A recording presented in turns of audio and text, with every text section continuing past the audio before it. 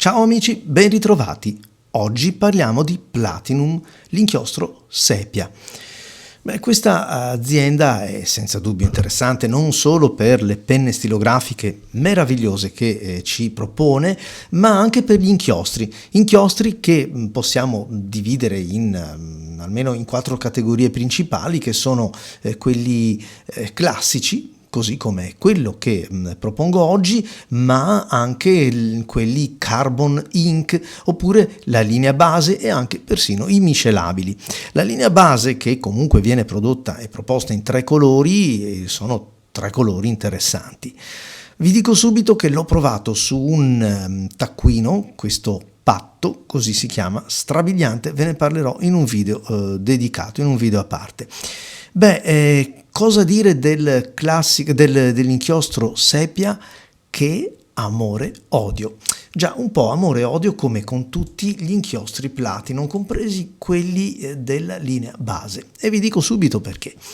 Perché le colorazioni, per esempio il Lavender Black, di cui vi ho già fatto la recensione, questo inchiostro sepia, questo il Black Forest o Forest Black, non mi ricordo se siano invertiti o meno, ma anche il Cassis Black e questo che per l'appunto è Sepia Black, sono veramente notevoli, sono delle colorazioni che mi piacciono molto, ma vanno prese un po' con le molle, cioè bisogna avere la consapevolezza che stiamo usando degli inchiostri ferrogalici formulati per la penna stilografica, ma che non si adattano bene su tutti i pennini. Quindi su alcune funzionano benissimo, così come state vedendo su questa Sailor, nella quale ho caricato l'inchiostro, tra l'altro un pennino fantastico, perché il pennino Music della Sailor, quello a 14 carati, è veramente notevole, ma non su tutti i pennini. E allora procediamo con ordine.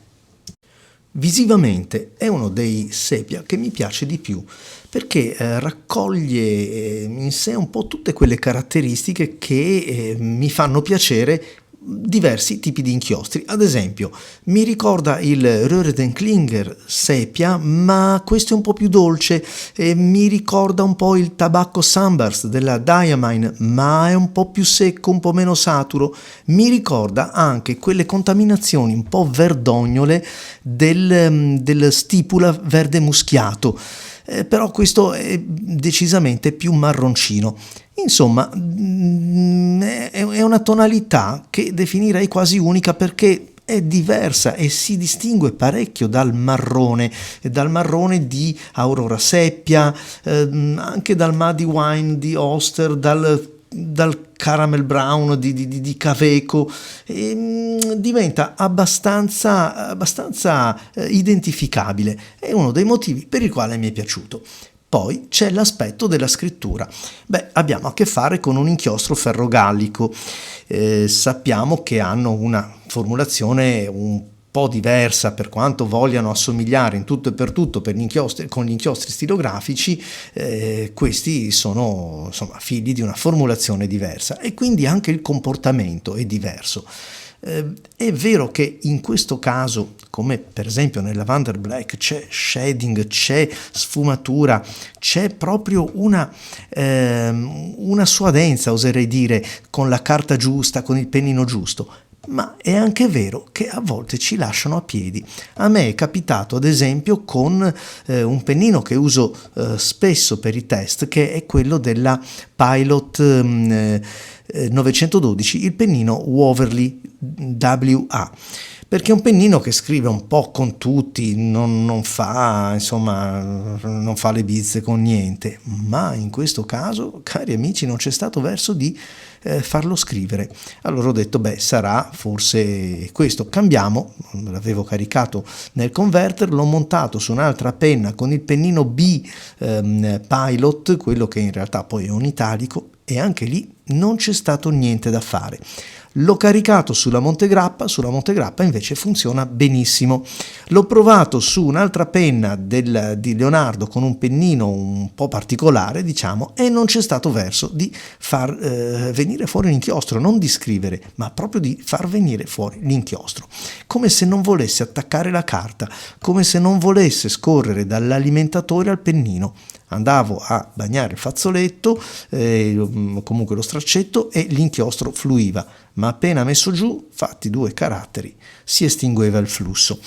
E allora tutto questo per dirvi che sì, è bello, sì, piacevole, però restringe molto il tratto, e in questo fatto di restringere il tratto andiamo quasi ad essiccare il tratto. Quindi attenzione, non solo. A proposito di essiccazione, ci va anche un cappuccio che chiuda bene, che serri ermeticamente il vostro pennino, perché anche in questo caso su diverse penne, come per esempio la Lamy All Star con un pennino 1-1, scriveva bene, però nel momento in cui andavo a riprenderla dopo una sosta anche di 3-4 ore, la penna non partiva, aveva bisogno di molto incoraggiamento. Quindi amore e odio, lo stesso che ho ritrovato un po' anche su quell'altra tinta che mi piace così tanto, che è il Lavender Black, di cui vi ho già parlato in un altro video. In conclusione, è un bell'inchiostro, bella tinta, anche belle capacità di shading, non dà problemi di passaggio, di trafilazione, di spiumaggio, però ci vuole il pennino giusto, quindi preferibilmente su una penna con un flusso abbondante, in quanto tendenzialmente, come molti ferrogallici, restringe un pochettino il tratto, ma non sui pennini più sottili e affilati, perché potreste rimanere a secco. A voi tutti grazie amici, grazie a Rapo che mi ha suggerito anche questo inchiostro. Ciao a tutti, alla prossima!